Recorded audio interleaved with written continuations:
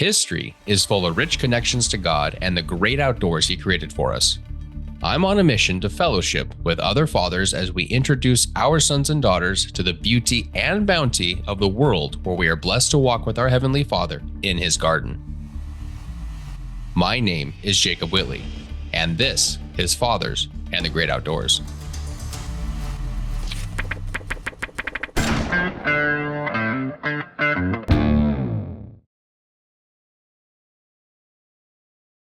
This episode is brought to you by greatoutdoorspodcast.com, where you can find a lot of fun merch, including custom-designed Christian-based apparel, the Genesis 27:3, Take Your Quiver and Your Bow and Go Hunt Me Some Venison, or He Leads Me Beside Still Waters, He Restores My Soul. It's a nice little fishing shirt. Be sure to check out greatoutdoorspodcast.com today. Welcome to Fathers in the Great Outdoors. Thank you for supporting the program. Today we have Ben Willis with us. How you doing?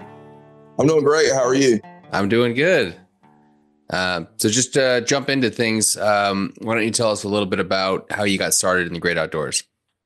So I got started in the great outdoors because it's kind of a family legacy and heritage with where I grew up at in Eastern North Carolina, small town of Davis, right outside of Morehead City. So my dad grew up in the outdoors, duck hunting, fishing. He was a commercial fisherman growing up and going through college. So growing up on the water was a part of life. And then my grandfather and my mom's entire side of the family, they live outside of Wilmington. And I grew up deer hunting down there with my granddad. So it's kind of been passed through the family. And now I'm trying to do the best I can on passing it to my two daughters. Yeah. Yeah. They don't really have the love for hunting, but they like to fish. So that makes sense. Yeah. I've kind of noticed that a lot about girls. Girls are either all about hunting or they'll go fishing with their dad because they want to hang out with dad, and fishing isn't as, I don't know, violent, gruesome, whatever you want to call it, as hunting is. So the girls can get to enjoy that if they don't like hunting. Yeah, that makes sense. It does seem like they're pretty hardcore though if they're into hunting. Yes. I'm guessing my daughter's only what is she, 4 right now, and she I think she would dissect a live toad in our front yard if I let her. Well, the funny thing is, so I've got a 9-year-old and a 6-year-old, and they're both girls. I love having girls. It's one of the best things that's ever happened to me. My 6-year-old, I think, would do the same thing. She would dissect a toad in the front yard if you let her. Yeah. And my 9-year-old is more of my tender-hearted, wants to enjoy nature, but not take out of nature type thing almost. So She loves to fish with me, and she's like, Dad, are we putting that one back? Or I'm like, no, I think I want to eat this one if that's okay with you. So it's kind of like bribing her to sometimes to get to bring the fish home, but she enjoys it. I enjoy it being out there with them. So it's interesting. Yeah. Does your dad still do the commercial fishing? He does not. He's actually so commercial fishing put him through college, and he went to medical school and then started his own family practice down here. So that's what he does. My mother runs a construction company, a real estate company I work with. So construction, a little bit of real estate on the side, kind of helping manage some properties, not listing and selling anything. And then I also build fishing rods on the side. Very cool. Yeah. Yeah, I think I saw you were writing that down that your daughters have gotten involved with that too for their own stuff. They have. So one of the ways they got interested in fishing really young, and I started building fishing rods because one of my neighbors down the road, he's an older gentleman, but he's taught me a lot about fishing. He builds fishing rods. So then the idea sparked me. I was like, hey, Dale, can you teach me how to build rods? So I went to his house and I built 7 or 8 rods over at his house, just using his stuff in his garage and everything. And then we built our own personal family house, and I put a shop out there. So I've got my own shop where I build them at now. And as one of their birthday presents, I asked them if they wanted their own fishing rods. So I used letting them build their own fishing rods, picking the colors on it, picking the grips. And I helped them a little bit along the way, but as far as all the decorations and girliness that got put on the rods, they picked it all out and did most of it. Yeah. So it was a lot of fun for us to go walk out there in the afternoon, work on a rod for a little bit, wrap a couple guides. And now it's gotten them to where they're like, Dad, let's take our rods and go fish. Dad, let's take our rods and go fish. So they're not using Dad's rods anymore. They're using their rods. Yeah, that's pretty cool. And it's kind of become a really interesting thing because once I built the rods for them, a lot of my friends that have kids, they're now like, Ben, can you build one for my son or can you build one for my daughter? I'm like, I love building rods for kids because they're way more excited about catching a fish than a grown man is anytime. So getting to be a part of, first fish stories or biggest fish stories, or, one of my friends, he called me the other day. They live in South Carolina. I built a rod for one of his kids and they called me the other day. He's like, hey, Mr. Ben, guess what I did? I outfished Dad on that rod you built me. I'm like, good. I'm glad you outfished Dad. So being a part of those stories to me is kind of helping keep the younger generation involved in the outdoors. Yeah, that's pretty cool. Yeah. Since we're on the topic, I usually ask this at the end, but since we're on the topic, what's the, I assume you have like a website and stuff for that? I do most of it Instagram and Facebook right now. I'm in the process of doing a website, but the way I want to do my website is becoming a little bit more detailed and involved than I initially thought it was going to be.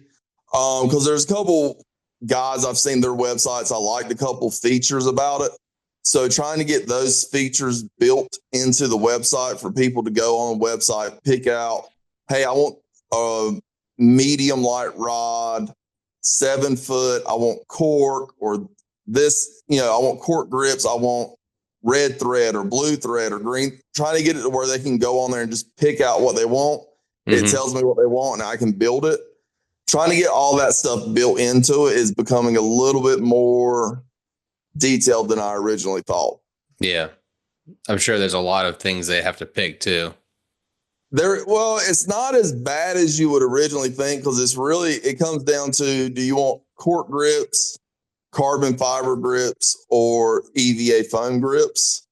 And then do you want a spinning rod or a casting rod? And then do you want black, gunmetal, stainless, or titanium eyes guides? So that's really the picks of it. The hardest part is because there's so many different colors of thread that just saying red doesn't really cover it, or blue or green, because when it comes to threads, you can say blue, but then you've got 46 different shades of blue that you could use to wrap the guides on with. Right. And then you've got metallics, non-metallics. So it gets very detailed very fast. So I'm trying to figure out how to have it as detailed as it needs to be, but not overly detailed. So right now it's, send me a message on Facebook or Instagram and we'll set up a phone call and we'll talk about it. What are your handles for those? Core Sounder Ben is Instagram, and then Core Sound Custom Rods or Ben Willis is Facebook. Okay. I'll shoot you a link to both of them. Yeah, that'd be great. And I can include that in the description of this episode as well. Have you built one for your dad? I have built my dad one, two so far. He's got an inshore rod for trout, and then I built him because he just got a Maycraft for his birthday. My mom decided to buy him a new boat because he needed one. So she went and got him a Maycraft, and I built him a rod for trolling for like Spanish mackerel, bluefish right off the beach because he loves doing that. So I built him a little trolling rod. Oh, okay. Yeah. He loves to go trolling for bluefish and Spanish during the summer. I can't stand trolling for bluefish and Spanish, so I built him the rod anyways. What's your aversion to it? I'm more of, if I can't throw the rod with a lure on it and retrieve it, I lose interest really fast. Oh, interesting. Okay. I'm more of I like to finesse and trick the fish into biting what I'm trying to present to them with artificial than I am, not that there's anything wrong with it, with live bait or trolling. So to me, I'm a soft plastics with a jig head or a weedless presentation, twitch baits, those kind of things for inshore species. Yeah. Is the trolling reflective of how your dad handled the commercial fishing? I'll be honest with you, I'm not sure, or it's just one thing, because I think part of it is growing up without a lot of money, and then when he first started his practice, he got a little bit, and some of the first rods he got were kind of trolling rods, surf fishing rods.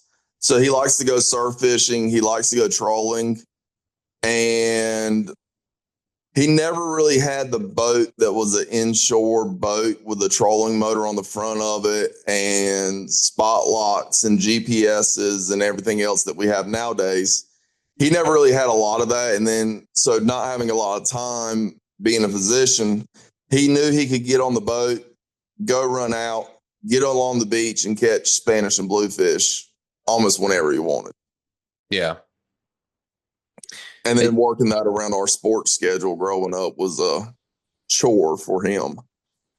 Yeah, well, it's a chore for any parent. Yes, it is. I've got two that are in soccer, spring and fall, and then we do basketball during the winter. So anytime from January until December 31st, we're playing sports. Busy year. Yes. How about you? What you got your kids into so far? As far as sports or just the Anything. outdoors? Anything. Mostly just the fishing. I've talked to the kids about hunting more, that they're like asking questions and stuff. I remember the first time I brought a deer home, my daughter met me on the driveway and she's like, I want to see it. And I'm like, well, it's just all cut up in a cooler. And she's like, where's the head? I didn't keep the head because this was a doe. So they would probably have an interesting experience if they just sat in a tree with me, which I'll probably do at some point. My son likes, he's gotten a little bit into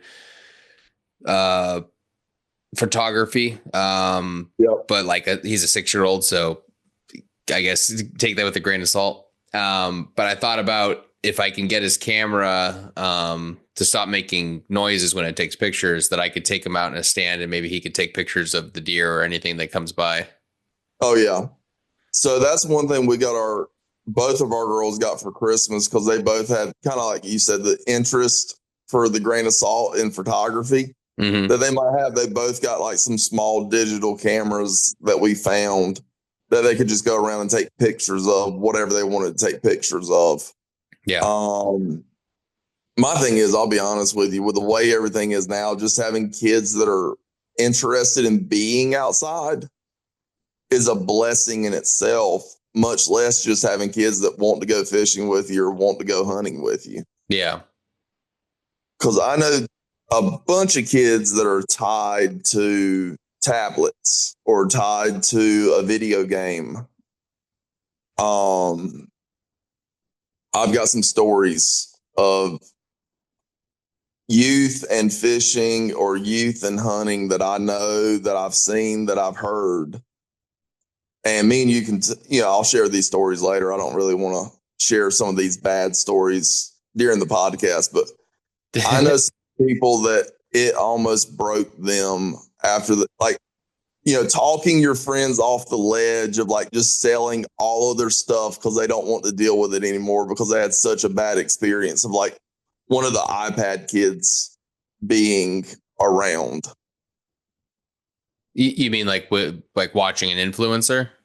Well, no, not watching. Like they take them out into the outdoors to go fishing, or they take them to Oh, go gotcha. hunting with them. And the next thing you know, it's, are we done yet? Can we go home now? Are we done yet? Like the kids just have no interest in it whatsoever almost. So me feeling like I have two kids that are interested in it, I feel like that's a blessing because they do enjoy doing it with me.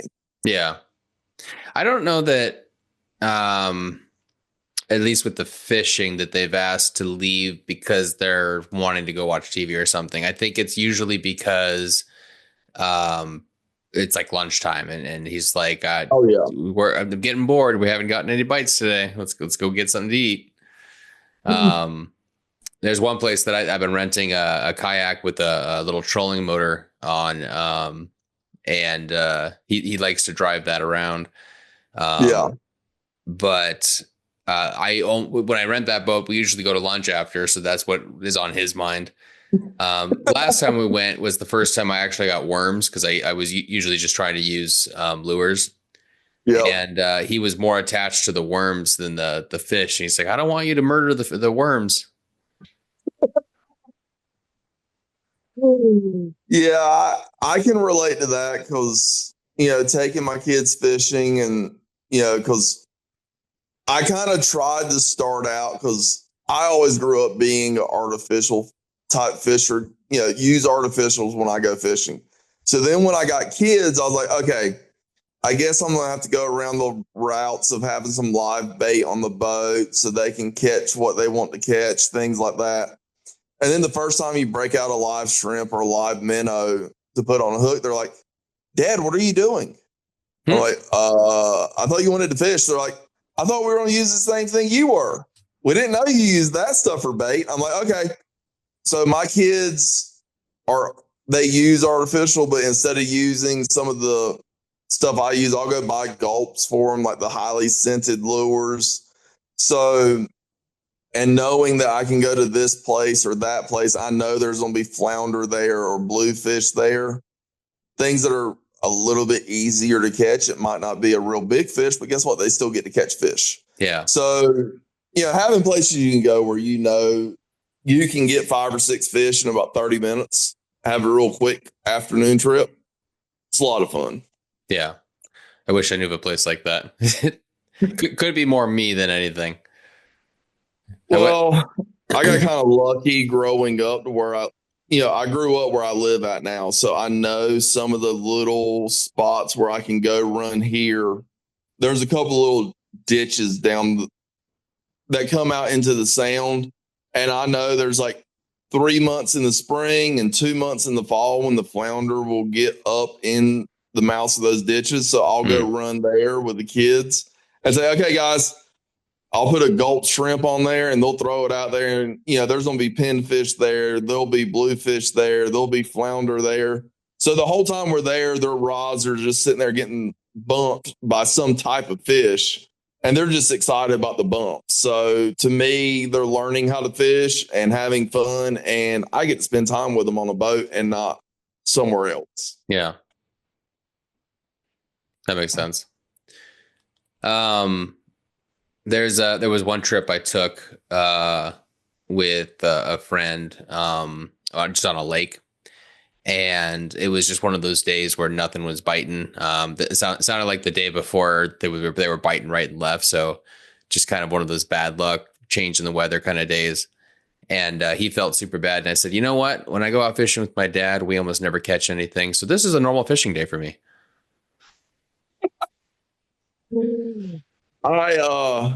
My wife and kids were out of town over this last weekend. And in North Carolina during the winter time, so like late December, January, February, and March, the slot drum will get up in the surf. So me and a few friends I go to church with, we've kind of started this year saying, let's go see how many slot drum we can catch in the surf until they leave the surf, which is normally we're at the tail end of now. So mid-March to the end of March is when they start coming back into the sounds and into the river systems where they all go. So last weekend we found a school of drum and I sat there on them. And over the weekend, so Friday morning we went fishing. Saturday we went fishing. I was home by like 2:30, got there about 8:30. And then Sunday after church we went fishing. Ended up catching 105 slot redfish in the weekend. My arm Monday morning felt like it was about to fall off. I bet. Yeah. So, was that all you or the group effort? No, the 105 was me by myself. Wow. The group effort through the 3 days was probably close to 250 or 300. That's crazy. Yeah. Like I said, I'm blessed to live where I live at and lucky enough to find a job that supports my hobbies while I'm here. Definitely. So where'd you grow up at? I'm originally from California. Okay. Kind of on the coast near where Disneyland is. Yep. So I grew up doing a lot of like charters in the Pacific, which would be like calico bass, kelp bass. There's a lot of barracuda, but you had to get really, really big ones to be able to keep them. And then there was mackerel, which you could keep any size of. But I've found out more recently because people hear like, oh, mackerel is delicious. And I'm like, they threw that fish away in California. It's a very different kind of mackerel, very oily. But it was good to like if the deckhands would keep a couple and cut them up to use as bait on those boats. But ever since I've been curious. I'm like, I want to keep one. I want to try seeing if I can prepare it correctly and see if it's more of like people just try throwing it straight in a pan and that's why they don't like it kind of thing. So in North Carolina, we really have two kinds of mackerel. You got Spanish mackerel, which tend to stay closer to the beach, but still in the ocean. And then in the near shore range to offshore range, you have the king mackerel. Yeah. Some people like king mackerel. I'm not a big fan of king mackerel. I've had it where it was delicious. I've had it where it wasn't very good. Spanish mackerel, I've not found a bad way of preparing it yet. You can fry it, you can sear it, you can grill it, you can make ceviche out of it. It doesn't matter. It's still good. Yeah. So to me, Spanish mackerel is great. Did you ever do any of the yellowtail fishing out in California? I never got a chance. I had a gentleman that actually invited me the year that I ended up moving. And he went on that trip. Actually, that's an interesting story. His friend got one that was probably like the length of my office. It was insanely big. The interesting part of the story, though, is one of the guests was found dead in the bathroom, just a heart attack or something. They really couldn't figure out what happened. So half their trip was cut. It was like a several day trip, but half of it was cut because they had to go back to the shore, drop off the body, fill out a police report, and then go back out. But he ended up getting a free trip out of it. So I guess in a way it sort of worked out for him. I mean, it's still a little bit of a weird. I mean, you would kind of want to try to be like, hey, does anybody ever know what happened with that dead body that was found on our fishing trip? Yeah, pretty much. You would think somebody would want to find that out or like just be curious enough to like maybe look into some kind of police report to figure it. I would have to do it. It just drive you nuts. It would drive me nuts. I'd have to know what happened to that guy on the fishing trip of the dead body.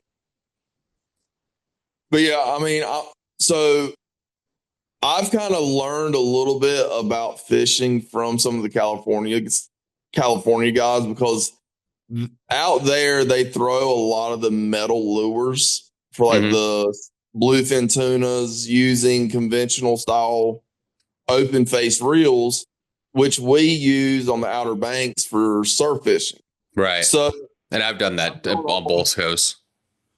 do what? Like the heavy jig heads for surf Yeah, fishing. I've used that on both coasts yeah. for So surf. yep. So I've kind of looked into a lot of their techniques on how they're doing things and setting things up out there. So, the whole California thing does interest me because, down here we'll use 13-foot rods, 8-ounce weights with a great big old piece of cut bait on it to go catch old drum in the surf during the wintertime. Yeah. So, yeah, I mean, the whole California thing, I find it really interesting. And the fishery out there to me is it's a different world than the way they fish on the West Coast and the way we fish on the East Coast. It's similar because it's still saltwater fishing, but it's different because a lot of times they're out there throwing metal lures and big, heavy lures where we don't throw lures as much offshore as what they do out there. In the Gulf Coast, they'll throw big poppers and swim baits and things like that offshore. But in North Carolina, I don't know that many guys that just go out there on a whole day and throw lures for a whole day. Yeah, that might be. There's a lot of kelp beds, Yeah. and they breach the surface a lot. So in like when they use the live bait, they almost never put weight on them unless Yeah. it's just one of those days where they're going to try to bottom fish. So a lot of that is just hanging out at the top of the kelp beds, which is almost reaching the surface anyways, which is Yeah. probably why those types of lures work just coming across the top. Oh, yeah. I mean, I'm sure that has almost everything to do with it. It's just for me because I love fishing with like I'm throwing the lure, retrieving the lure, and like hooking the fish versus dragging a lure behind the boat trolling. The whole West Coast style does intrigue me in that where they're out there throwing the lures across the kelp beds and doing all of that. It's fascinating to me. Yeah, that's definitely the number one thing I miss about California. Yeah, and then also the other thing about California is you can leave the coast and go 5 miles and you're in 600 foot of water almost. Oh, yeah, it drops off pretty quick. That's probably why it's a lot colder too. Even Oh on yeah, on a really hot day, you get in the water and it's like jumping in an ice bath. yeah, that must be nice because out here you're going. There's places on the North Carolina coast you can go 15 miles and still be in less than 100 foot of water. Hmm. Yes.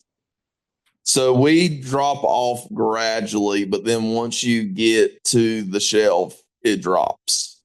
Yeah. It just takes a while to get there. And that's why you see all the big party boats, and sport fishers that North Carolina has that go 45, 50 miles offshore to go catch fish because that's where it actually finally drops off to be deep enough to catch those. That makes sense. So, do you have any trips planned or things you're planning on doing this year with your kids? There's a lot of things that I'm hoping to do, but I guess it depends on finances. Um, I live right next to the Cape Fear River. So I've been Okay. wanting to kayak that and try fishing it maybe. I was gonna do it last year, just one thing after another kept me from doing it. I This is only my second year in North Carolina, so I'm still trying to kind of explore the coast. Right now I think I'm intrigued by kind of the New Bern area to try next, or even Yep. like what is that? Emerald Beach or something like that. Emerald Isle. Emerald Isle. You've got Emerald Isle, Atlantic Beach. Yeah. Morehead City, Beaufort, which those are pretty much my backyard right there. Is it? And New Bern is 45 minutes away from me inshore. So, I mean, yeah, inside going inland. So, I mean, everything you're talking about right now, that's my backyard for where I do 99% of all my fishing. Yeah. My wife and I and my father as well are very interested in history stuff as too. So I heard some things about that area that I need to check out as well. And so I'm hoping that the kids get excited as my wife and I about history stuff. I actually I think it was the year before we had my oldest. Our anniversary trip was to New Orleans, and I discovered the World War II Museum, and I've been kind of dreaming about going back because it's like almost like a history buffs Disneyland, if you will. So, but I'm going to wait till my kids are old enough to appreciate it. So I'm trying to put that one on the back burner. So in New Bern, you have the Tryon Palace.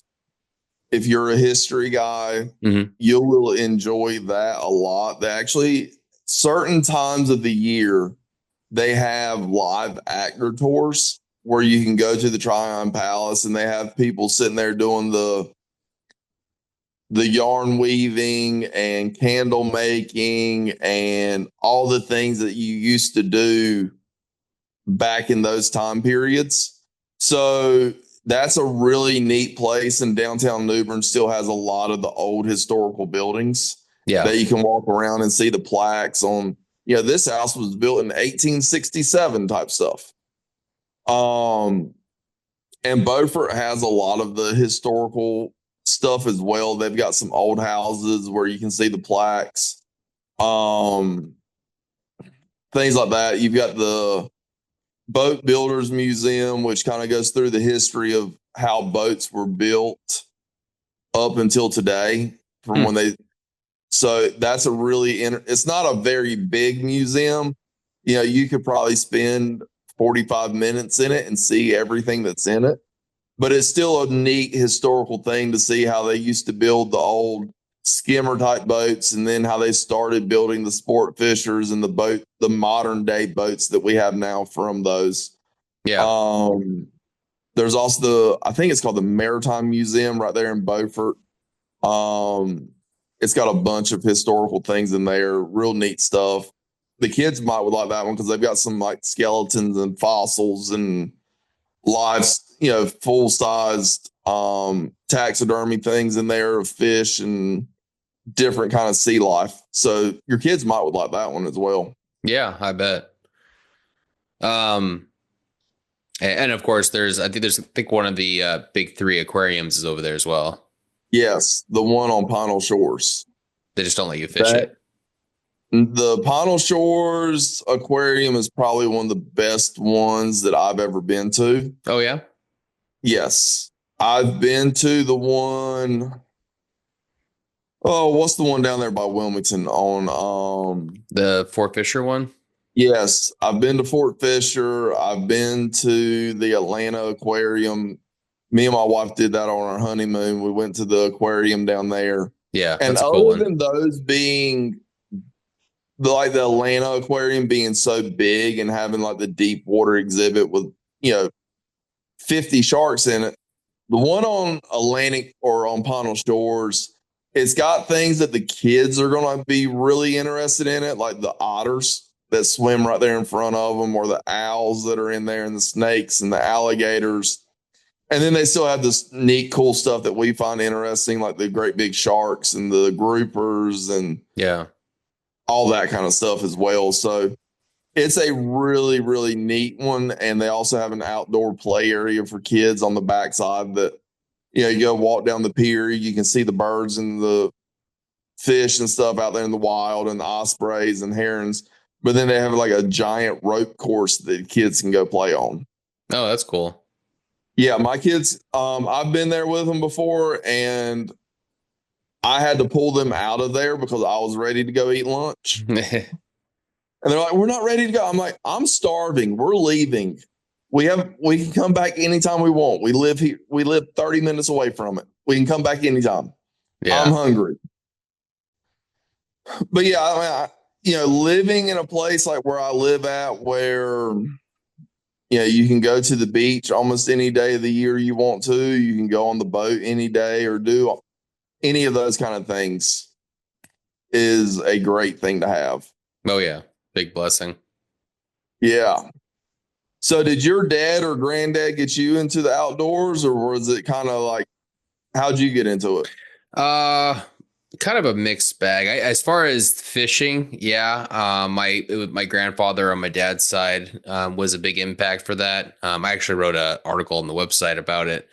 Kind of the first time that he took me out on a charter, and he ended up giving me his custom rod. It still says Don Whitley on it. Sitting up in my garage. Actually, earlier today was even thinking maybe I should hang that one up in my office. But the kind of that process of going on those charter boats in that particular area that I grew up in, I continued past him passing away, and even go on trips by myself, which for me is not a normal thing to do. I'm very collaborative in things that I like to do. So if I am doing things like fishing or hunting by myself, that it's probably an indication that I'm really enjoying it. Yeah. And I kept that up. I fished on a lot of trips. Usually they're like family trips, like to family in that I have in Minnesota. They have a cabin on the lakes. And I basically spent the entire time that we were there sitting on the dock fishing. So it was one of those things that I tried taking advantage of and was crazy for, I guess is the best way to put it. And then hunting was something, since I grew up in California, it wasn't something that a lot of people, at least in the suburbs I lived in, did. Yep. And the people in my family that did hunt were all the way in Kentucky, would have been the closest at the time. Oh, wow. And being a teenager, I didn't really have the means to travel and go experience that with them. So it wasn't until I was an adult that I had a friend who was doing some research, and he's like, I found some guys that hunt in this particular area. So we just kind of showed up, jumped in our cars to go give it a try one day. And the way he described it was almost like this parking lot where all hunters were just going to park their cars, wave at each other, and walk into the woods. And we're driving through the mountains going, where the heck are we? So we basically spent the entire day just exploring Southern California. Did find some very interesting country, though. And we found a decent spot toward the end of the day. But I found out later I had brought my shotgun with me, and we were wandering around. And I found out on a forum later that that's a bow only designated area. So I got lucky that I didn't run into anybody. I'm not going to lie. I really feel like sometimes there are actually some good, like, law enforcement officers that in a situation like that, there are some of them out there that would have used it as an educational time. Hey, Yeah. look, this is this. And if they would have heard the story about, hey, I didn't grow up hunting. One of my friends were both trying to get into it. We don't know what we're doing at all. It's our first day. First day. This is the first time we've ever done this. We're just winging it on a wing and prayer here right now. I really feel like there's some good law enforcement officers out there that probably would have taken that with a grain of salt and said, maybe not writing him a ticket for not having the lawful weapon of choice at this time. Maybe just giving him a warning and letting him go is going to be the best thing I can do for him. Yeah, hopefully. I like to drink, I like to think that sometimes, because there are some good law enforcement officers and really good, marine fisheries or wildlife officers that I've ran into that, aren't bad. I mean, a lot of them are out there doing the same thing we are, where they're not trying to write you a ticket, but sometimes they have to. Yeah. But I think they get a I mean, bad rap. oh yeah, they do. They really do. I grew up, with my granddad. I grew up deer hunting with him because that's kind of the hunting he did of choice was in Eastern North Carolina. They run deer with dogs. So they have, packs of walkers and they'll turn them loose in a block of woods and they'll go run the deer. So I grew up doing that with my granddad and he passed away a couple of years ago. And I don't know what it was really, to be honest with you, by him passing away and me having kids at the same time that don't have a lot of interest in hunting and me just losing a little bit of the interest in hunting and going into a little bit more of a deeper dive into fishing at the same time. But I actually haven't been deer hunting hardcore in 9 years. Wow. Yeah. And I think part of it was just the connection because, I grew up where even even if I was deer hunting up here, I'd call my granddad, hey, this is what I'm doing. This is what's going on. This is what I'm seeing. And we would talk about it 24/7 during deer season.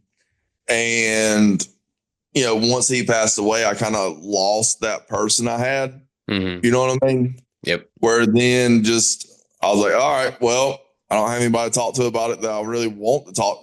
I still had friends that I talked to about it, but it just didn't have that same connection to me. So I was just like, all right, well, I'm going to go fishing now. So I took a deep dive into more of a deep dive than I ever had into fishing and got into doing inshore tournaments, building the fishing rods and going fishing as much as I possibly can. Yeah. Have your kids ever had any I guess hunting experience, whether it be deer or like upland? I've talked to them about it and they just never shown the interest to me that they wanted to do it. And if they ever came up to me and said, hey, Dad, I want to go hunting or I want to go experience this, I would turn the world upside down to make it happen for them. Mm-hmm. But I always find, in my opinion, there might be 500 people out here that disagree with me on this. I'm not going to take my kid on something that they tell me they're not. I'm going to ask them, hey, do you want to go deer hunting or do you want to go duck hunting? And if they look at me and say no, I'm going to say, okay, I'm not going to make you go. Because I feel like making them go on something like that when it's going to be cold, it's going to be this, that, and the other. I feel like if you make them go at a younger age, they might not want to do it later. Whereas if you just wait 2 or 3 more years when they're actually mentally, they want to experience it, you'll have a better outcome. Yeah. Because I think it's like sports. You can go back to soccer, baseball, basketball, whatever you want. And if your kid doesn't want to play, have you ever, gone to a soccer game or a baseball game and you can look out there and say, oh, yeah, number 9 out there doesn't want to be here. His mom and dad signed him up because they wanted him to play. Yeah. You know what I mean? Like the kid that's out there picking daisies because he has no interest in the sport whatsoever. So I don't want to do that with my kids in hunting because I think a bad experience hunting is worse than a bad experience playing soccer. Right. Because there's a lot of things I think there's a lot more emotions involved in hunting and the things that go into it. So I think until you're emotionally ready to do all of that, I'm not going to force the subject on them. Yeah, that makes sense. Yeah. That's how my dad did it with me and my granddad until I was ready or I said I wanted to go. They didn't force it. And I grew up loving it. duck hunting, deer hunting, fishing, wanting to be on a boat. I mean, I grew up through middle school and high school. By the time my brother's a year older than me. So I was 12 and he was 13. And we were given the keys to the boat for the summer to say, hey, as long as you stay between this landmark and that landmark, y'all can go anywhere you want to. So that's what we did to stay out of trouble. We got to go on the boat every single day that we wanted to go. And I think part of it was because it wasn't forced on us, but we were taught to respect the water, taught to respect the boat. And we knew not to go outside of that boundary zone. I've kind of set the same thing up with my kids. Once my oldest one gets to be in about 13, she gets the keys to the boat. Yeah. And also the other thing is, part of it is I feel like I teach my kids the values that I want them to have, and the respect of the boat, the respect of the water, enough to where I would rather my 13-year-old, 14-year-old be driving a boat, because my mom and dad live, 10 minutes by boat. So they could drive the boat down to my mom and dad's house if they wanted to when they get old enough, just to go visit, grandma and granddad.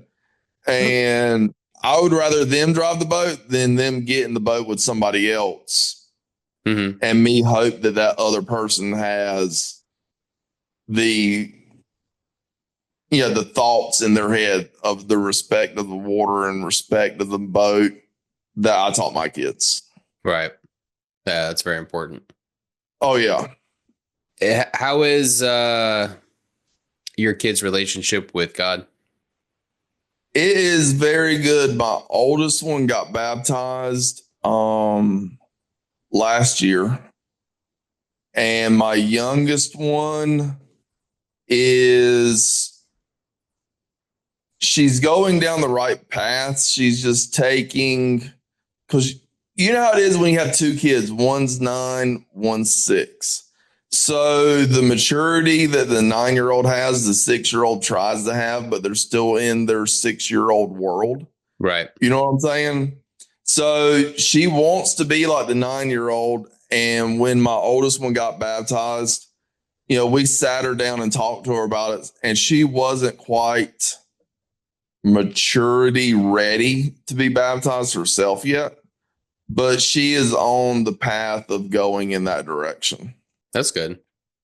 It is. And having the family built around that, where we all have the same religious beliefs, helps in that. So it kind of sets the foundation of the family on my side of the family and on my wife's side of the family of, the kids are going to go down the right way and know where they need to go in the long term. And I feel like we're pretty lucky with the church we go to, because we're in a very small community. So the church we go to, actually, the base of the church is a bunch of younger couples and kids. And we just got a new pastor who's a younger pastor. So the whole church is a young church for our area. I mean, I think the average age in our church might be 40. Whereas like most of the other churches in the area, the average age of them is 65 or 70. Yeah. So we're pretty lucky our kids are in a good church that has a good kids program and a good youth program that's giving them the right direction, but they're getting the right direction at home at the same time. And not pushing the subject of, hey, you need this or hey, you need that, but showing them on actions and showing them how things should be done through words and actions, and, being there for them when they need you to be there. Yeah, absolutely. Because for me as a dad, when my kids started playing sports, I always told both of them, I said, guys, I'm going to coach you as much as I can because I want to be a coach, but I might not be at every practice because of work. But I promise you, I will not miss games. And through 5 years of both of my kids playing sports, I've missed one game because I had to travel for work. So it's not been bad, you know. I think having, you know, not only the kids having a good church to be in, but I think as a dad, having that group of good dads to be around helps a lot, because I think sometimes dads need to be able to talk to other dads, be like, hey, I'm going through this, you know, because sometimes when you're talking to your spouse, I tell my wife everything. I think everybody should tell their wife everything. But when you're talking to another dad, you might get a different angle Yeah, of absolutely. something you're going through. You know what I'm saying? Yeah. And it might be the same thing your wife told you on the situation the night before. But guess what? When your buddy tells you that, you're going to hear it, or he might say it with one different word in it or something. So I think having that group of dads that you're going to be around and talk to and have that support group is a good thing for dads as well, not only for kids. Yeah. It's also funny when you go to your wife afterwards and said, so and so said this, so I'm going to do this, and she's like, I said that to you, and I just have like this deer in the headlights, like, did you? I think honestly, if you've got a good group of friends where they're going to, because you know how it is, you'll have one friend, and everybody has this friend that no matter what, they're going to be bluntly honest with you. Mm-hmm. Everybody has that friend. So you can go to that friend and say, you know, I think the sky is green. Nah, it's blue. You're wrong. Let's go ahead and say it like it is. You're wrong. And he's that blunt friend on any topic that there is. You'll have that friend that will be blunt with you and tell you something. And like you just said, you'll have that deer in the headlight when you go home. Hey, you know, so and so has told me to do this. Or he said, you know, this sounds like a really good idea on what we were talking about. She's like, I know. I told you it was a good idea. Well, I just had to hear it a second time, I guess. But, you know, I think a lot of dads, especially recently, are going through and trying to do this thing where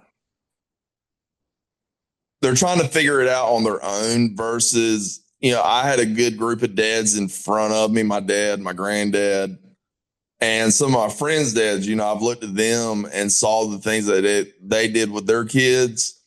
I've got some, you know, I've got the 9 and 6-year-old myself. I have friends that have 14-year-olds, 12-year-olds, 20-year-olds. And I've got friends that have kids that are all those different ages, and being able to see good examples of good dads around me has helped a lot. Yeah. You know, kind of the fatherhood and the outdoors thing. Like, you might have your dads and you get to watch your friends, because I've got some friends that are older than me with older kids. And I watched them introduce their kids to the outdoors, and I was able to be a part of introducing some kids to the outdoors. And I've seen the drawbacks of, hey, I'm going to make my kids go on do this, or I'm going to make my kids go do that. And then I've seen the dads that just kind of like, well, my kid didn't show any interest in this, so I waited until they were 13. And then when they turned 13, they were like, oh, I want to go do this now. And then they introduced it to them, and now the kid loves it. Yeah. So I kind of took the route of that with my kids of, hey, if they don't want to do it, I'm not going to force the subjects on them. Yeah, that's smart. My son's been back and forth on baseball, where like he wants to play, and then he's like, oh, I want to practice and get better. And I'm like, it doesn't really matter at your age, but okay. He doesn't want to play right now. He doesn't want to play. When he did want I to mean, play, though, I told him you need to request first base, because for some reason everybody would always hit the ball over there. So he basically got the most action by doing that. nice. No, I grew up playing baseball and football. I was lucky enough to play football in college. And in baseball, I always played first base or third base, back and forth, just based on whoever was pitching or catching at that time.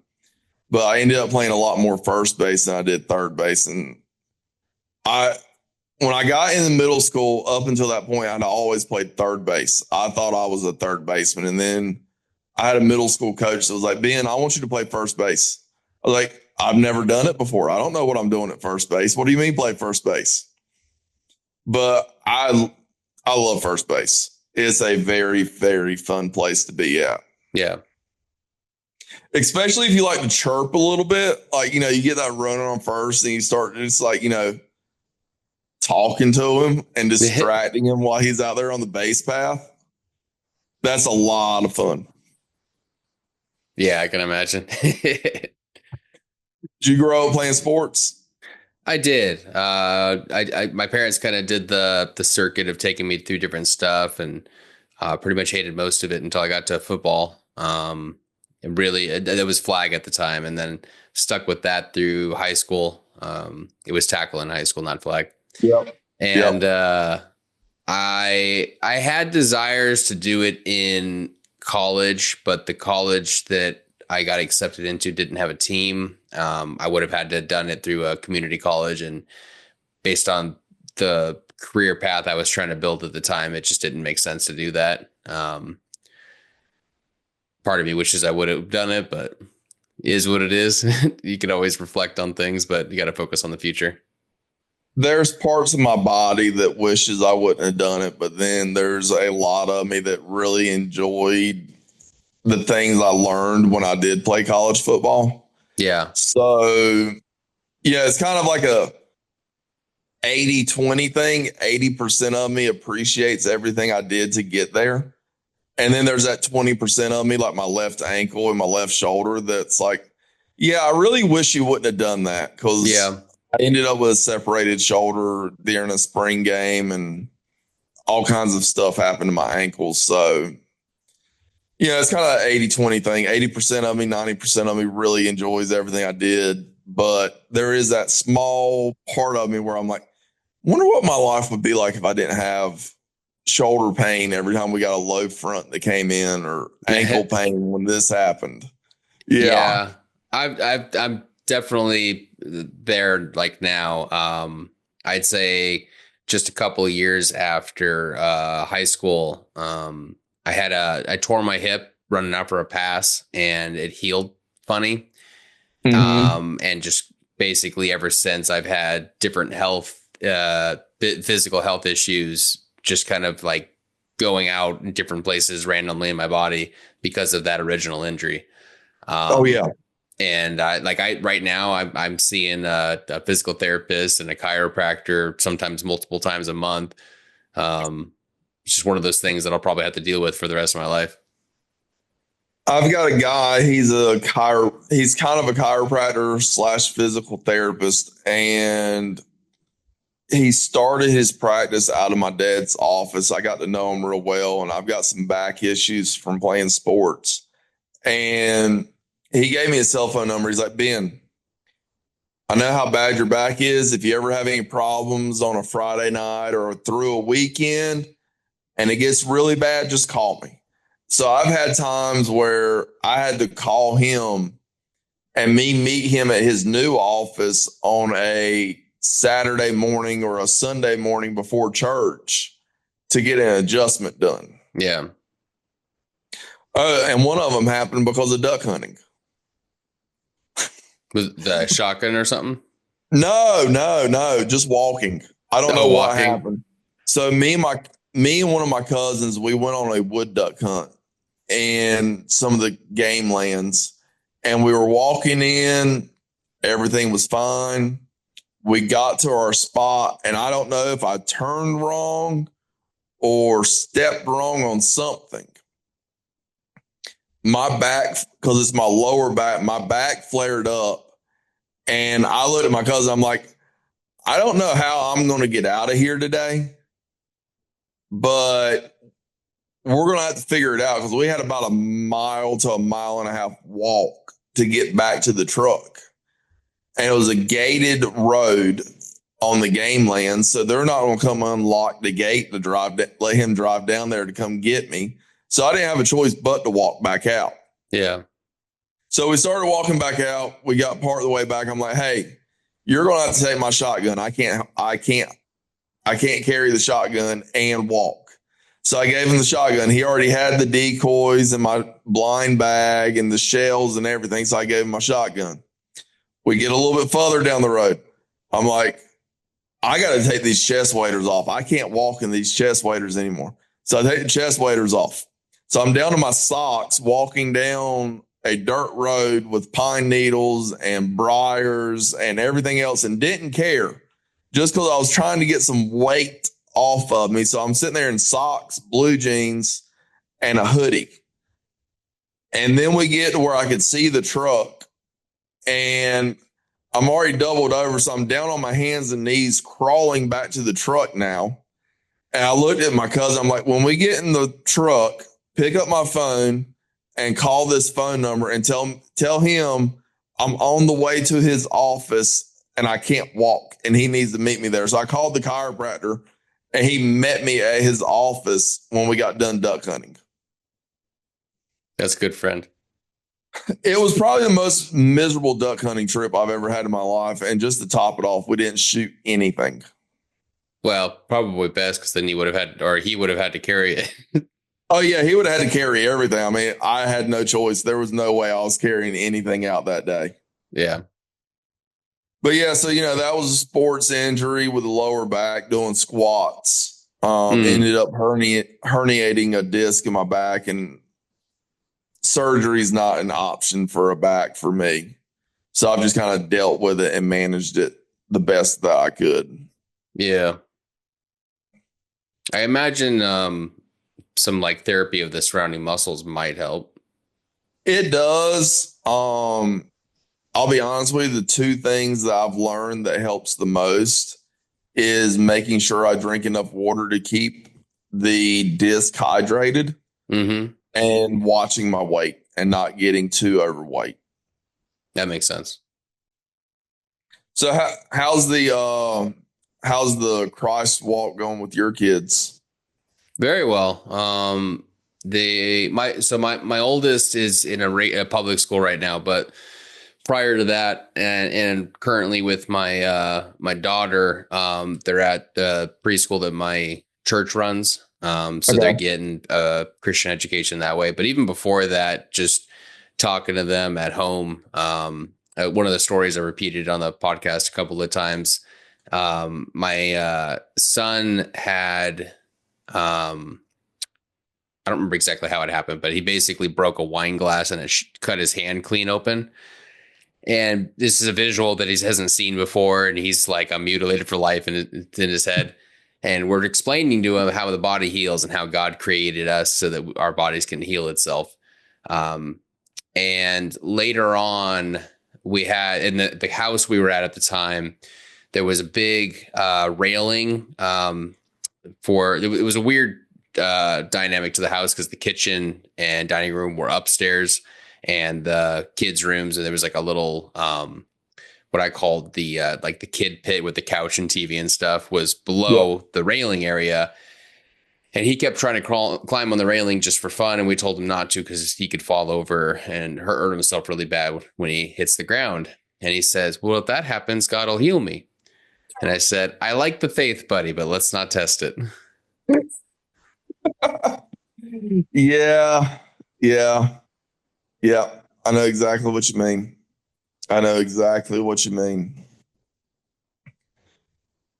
Oh man, that brings back a lot of great memories of kids, young kids, and the young kids with the things that they say and the things they believe because you said it is amazing to me. You know, I tried to simplify myself after having kids. I really did because I felt like sometimes we overthink things as adults. Where then once you have kids or you're around kids a lot, you see how simple life actually is. So then trying to simplify your life a little bit to be more like the thought process of a child to me is a lot of fun. Yeah. There's also the point in the Gospels that when Christ is constantly comparing having the mind of a child, and it is the best way to be a follower of Christ. Oh yeah, absolutely. And I mean, one way you can almost challenge that on a daily basis, if you want to have a lot of fun with that, if you have a problem at the house, let's say like, just something that you could look at as a simple fix, or you're like, this is a simple fix, but I could do this, this, and this, and this, and it'd be way better. Go get your kid and ask them how they think they should fix it. I mean, I think there was one time there was something broke. I can't remember what it was. And I was sitting there, I was looking at it, doing the contractor thing that I always do, where I'm like, well, now that broke, I could do this and then add that to it and then put some lights on it. It looked really cool and nice. It was something, I think it was a bookshelf I was going to fix. I was like, you could put some lights in the back of it and it could light it all up and this, that, and the other. And then one of my kids walked in there. They're like, hey, Dad, what you doing? Well, I'm fixing this bookshelf. I'm going to do this, that, and the other. And they're like, why? I'm like, well, won't it be cool if it had lights in it? They're like, yeah, but why? I'm like, yeah, you're right. There's no point in putting lights in a bookshelf because nobody's going to use them. So like just taking kids and getting their perspective on things to me is a lot of fun. Yeah. Or letting kids plan the day. We'll go out on the boat and say, hey guys, what do y'all want to do today? And they might one trip say, hey, we want to go fishing today. The next trip, you're sitting there thinking they're going to say fishing. And they're like, we want to go build sandcastles down at the beach today, Dad. I'm like, well, we're building sandcastles. And a lot of my friends, they'll think I'm crazy. And they think I'm crazy when I tell them this, but ever since having kids, the number one thing I've started doing is making sure I spend time with them doing what they want to do and not what I want to do. Yeah.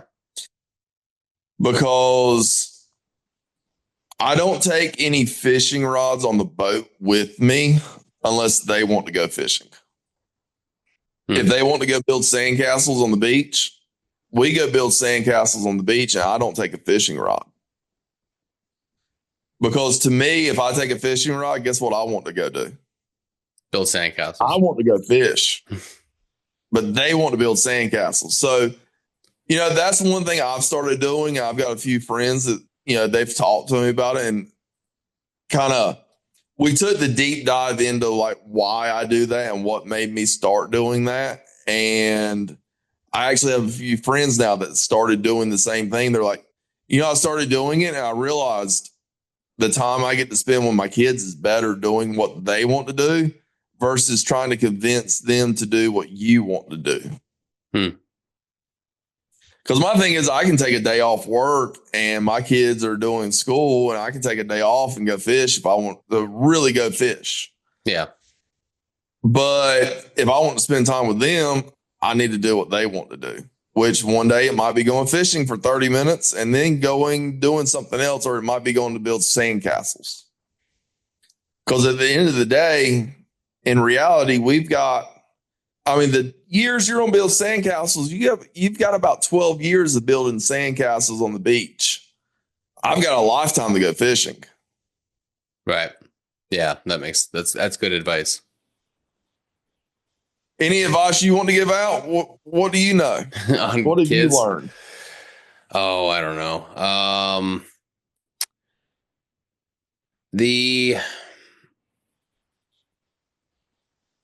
I guess, it's kind of an obvious one, but patience, learning how to get through kind of the hard moments without letting it drive you crazy. And just, but the hard part about that too is being present. Cause it can be easy to tune the noise out, but then you're not paying attention and all of a sudden your daughter wants something from you and you're half listening, and then she gets frustrated with you. You want me to tell you what made the biggest difference with me on that? From the hours when I get off work and when I get home, if my cell phone comes out of my pocket, I'm looking to see who's calling. So if my mom's calling, I'll answer the phone, or if my dad's calling, or my grandma. If it's anybody else, I don't answer until my kids go to bed. If it's an email, I won't look at it until they go to bed. So I've taken in kind of like, because I realized when I first had my kids, I would do this thing where I get a work email. So I'm going to open that email and read it. Well, that one email might take 5 minutes. And then, one of my friends might call me about the fishing trip or the hunting trip we have this weekend. Well, then I talk to them for 10 minutes. And then something else happens and something else happens. Well, I don't get home till 6 o'clock. And the kids go to bed at 7:30. So the typical hour and a half I usually have with them, well, we just took 45 minutes out of it by me doing the email and the 2 phone calls. Right. So I've intentionally tried to make a mindful purpose of when I get home, my phone stays in my pocket. Yeah. I think honestly, like in the world we live in nowadays where you see less family connections, you could honestly probably go and find somebody's cell phone and say, okay, that's the problem. Because, they could go and be in the living room with the kids and the wife, and they're scrolling through Facebook or scrolling through Instagram or reading that work email. Answering that buddy's phone call where, you can answer your buddy's phone call after the kids go to bed or read the work email tomorrow morning when you get back to work. You're not going to get the 20 minutes back with the kids when they go to bed. Right. If I'm mindful of it, I'll actually, because I subconsciously I'll pull it out of my pocket. So I'll leave it on my desk. That way it's not even near me. I'm not bringing it out by accident. And I guess that was the whole point. But what I was gonna say is like I'll have people be like weren't you home? Like why didn't you get back to me? Well, I didn't have my phone on me. Oh yeah, because you get with the world of tablets, the world of smartphones, and even laptop computers, you can get so distracted so quickly that 5-minute distraction can turn into 45 minutes really quick. Which, kind of like when me and my wife first got married, I had a laptop from work. And I would bring, because the job I had, I would carry the laptop with me and go to this job site and it would be with me. And so then I could keep up with things for all the projects. And I realized real quickly when I got home at night, me and her would eat dinner. And this was before we would have kids. After we eat dinner, we would turn the TV on and then I'd get on the laptop and start playing on the laptop and looking at emails or this or that or whatever. Bass Pro Shop, Cabela's, it doesn't matter. So I was on the laptop instead of actually spending time with her. So then when that laptop died, my boss looked at me and said, hey, do you want another laptop? I said, no, just get me a desktop. And they thought I had lost my mind when I said I just wanted a desktop computer. I was like, because I wanted to leave work at work and not have it with me. So then by doing that at an earlier point before I had kids, when I did have kids, the only thing I had was a cell phone. So it was easier for me to disconnect from all of that because I was used to not having that brought home with me. Yeah. So, the whole disconnecting thing. And I think, during the whole time of COVID, everybody kind of got a little bit relaxed on it, where they weren't really disconnecting as well as they were at one point, because you were always at home, you were always with your kids. So that 5-minute phone call or that 5-minute email didn't seem like that big of a thing, where now we're kind of back to more of a normal thing, where I think people are having a harder time disconnecting from what they were before all of that. Yeah, that makes So I sense. think if I was giving advice to a young dad or somebody getting ready to have kids, is like, when you get home from work, take your phone and leave it in your pocket. Don't take it out until your kids go to bed. And I still think, leaving it alone after that, spend some time with the wife. But, I've got a cool wife where I go out there and build fishing rods at night, and she does a few things that she likes to do where we kind of decompress in our own ways. And then I come inside and we'll have a couple conversations and go to bed for the night. And that's kind of what our normal routine is. Yeah. Unless we have soccer practice, basketball practice, swim meets, or church. Yeah. Yes. Weeks get busy really quick. Yeah, it's pretty crazy. It's hard to find time for yourself. It is. That's what fishing rods do for me, is that's the time for myself. Yeah. One of well, I have way too many interests. Like I love writing. So I started, I used to be in the film industry. So I did a lot of screenplays, and there's some creative stuff that, like books that I'm trying to write now, but, writing blogs for the website's been a big one for me. But on the nerdier side, I actually, I was trying out, a friend asked me if I would be interested in the D&D games. Yeah. That was back in California. So I finally got around to it out here, and I ended up getting some of the mini figures, and I'll just go into the garage, spend about 30 minutes painting them. And there's just something about painting, and probably the same thing with building the fishing rods. It's just that kind of calm moment at the end of the day to take my mind off something with a little touch of creativity. Well, it's the little bit of creativity. And I also realize it's something that it's the side of your brain that you don't typically get to use that much anymore. Mm-hmm. So then it kind of takes and decompresses that side, because you're using the creative side versus your analytical side, or whatever you have to typically use for work and being a parent, that you don't always get to use that side of your brain anymore. So then going out there and getting to do something that's a different realm than your everyday realm changes your perspective, unless you relax a little bit. Yeah. Yeah, it's interesting. And it's one of those things where on the surface level, you're like, I don't have time for that. I don't think it'll make me relax. And then as soon as you do it, you're like, oh, that's interesting. That's kind of what the fishing rods did. And then I've started going down some rabbit holes of like, oh, I like, what happens if I do that, or I change this, or I get these colors or those colors? And, some of the things I do with rods, I'm like, oh, well, that turned out really well. That doesn't look good at all. Yeah. We'll try something different next time. So, yeah, I mean, it's a lot of fun, and being able to challenge and get the brain on a different functioning path is a lot of fun for me. Yeah, absolutely. So where would you say you see God in the great outdoors?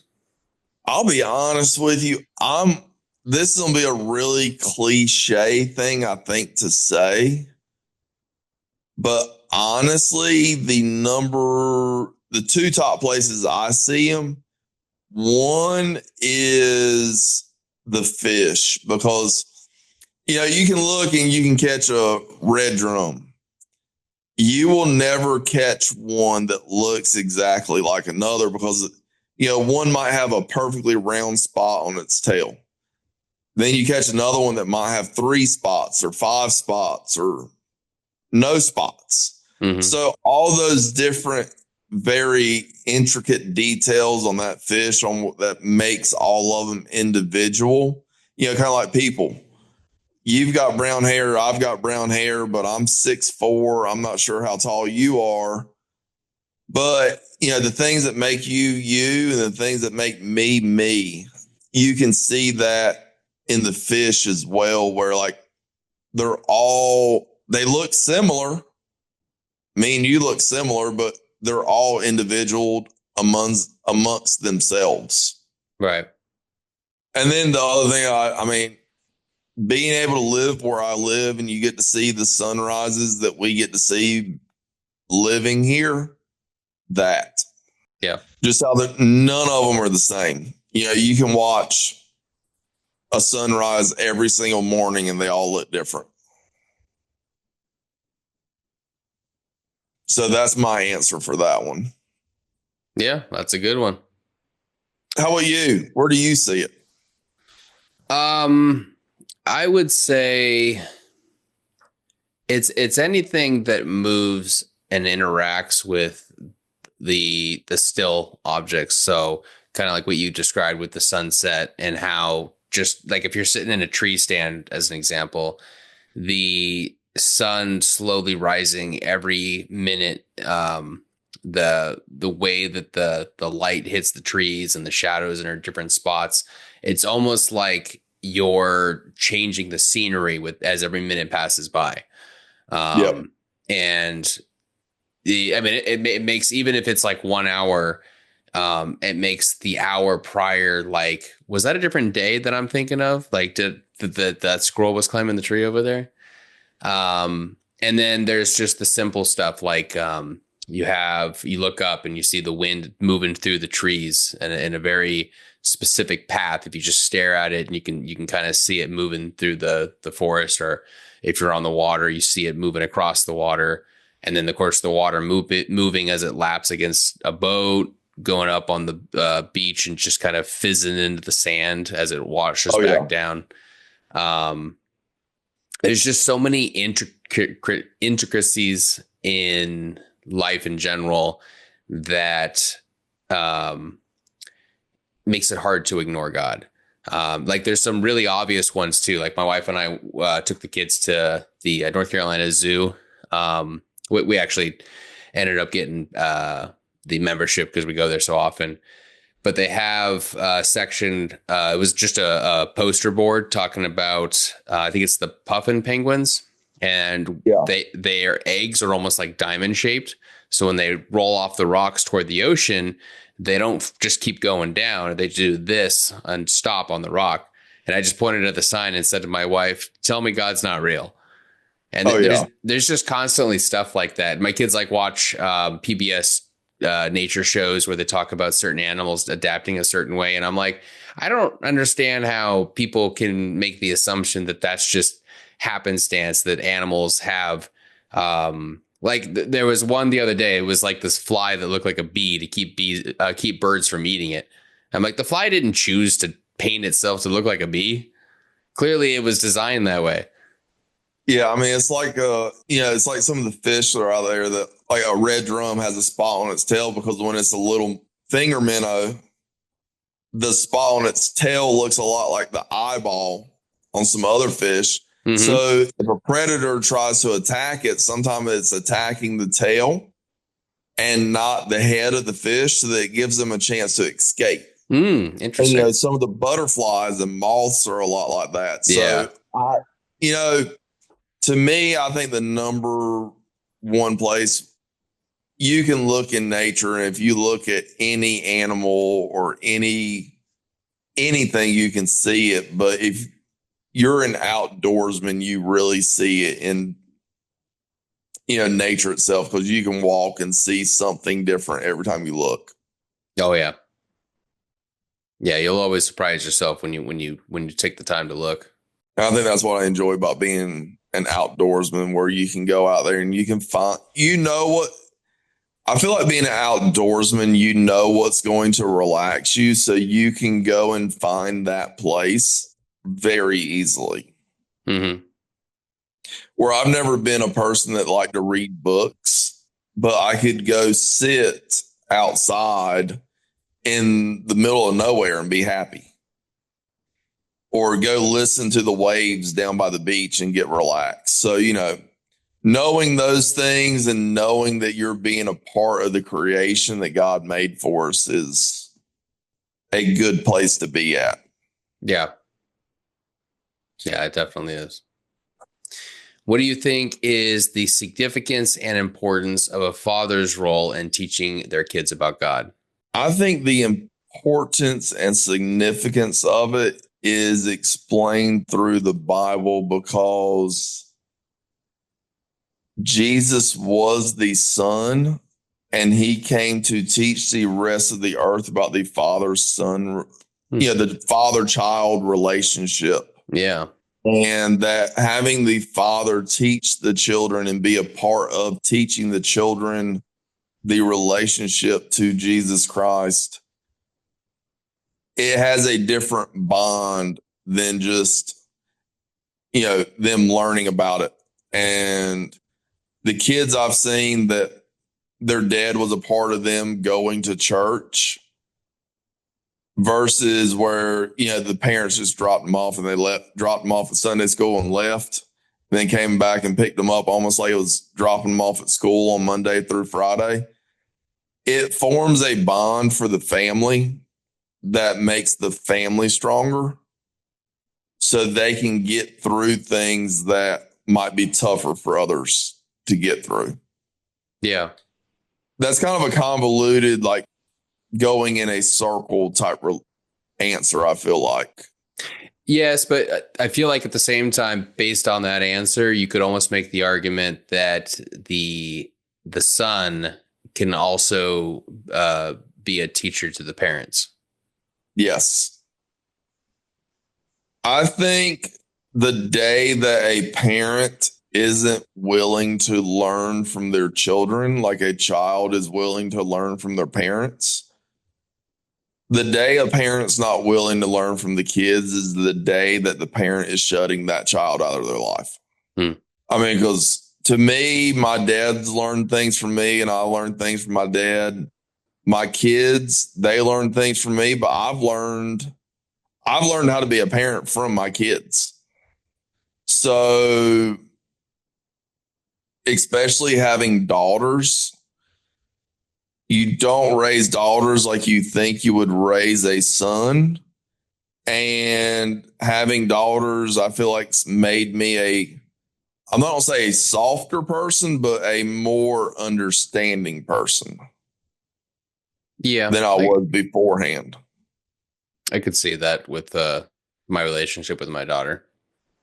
So I think the day that you're not willing to, I'm not saying you're learning 2 + 2 from your kids, but you're learning about life from your kids. You learn to have better patience because of your kids. I learned to be more understanding because of my kids. So I think the day that you're not willing to learn something from your kids is the day where you're like, I'm good. I don't need to learn anything from you guys. And you're kind of shutting them out a little bit at that time. Yeah. That's how I look at it. It's deep. I get accused of that rarely. Oh, well, come on my show again. We'll call it deep again. Oh man, I've enjoyed this. I do appreciate it. Oh yeah, absolutely. Let me know if you ever want to do it again. Oh, I'll be more than happy to. What we might need to do is get you down here and let's take you fishing. And I'm not going to say no to that. Yeah, we'll get something worked out for you. I promise. All right. Thank you. All right. Yes, sir. I do appreciate it. I hope you have a great evening. And I look forward to being on here again with you. Yeah, absolutely. Just let me know and we'll set it up. All right. Sounds good. Appreciate it, Jacob. Take care. Thank you for tuning in on greatoutdoorspodcast.com. And if you happen to be listening or watching on one of our social media platforms, you should check out greatoutdoorspodcast.com for some cool merch like this hat or this awesome coffee cup for camping. And this awesome sweater as well, which features our classic Genesis 27:3. Take your quiver and your bow and go hunt me some venison. Your wife's gonna love the way you look in this. Right, honey? Mm-hmm. GreatOutdoorsPodcast.com. Why?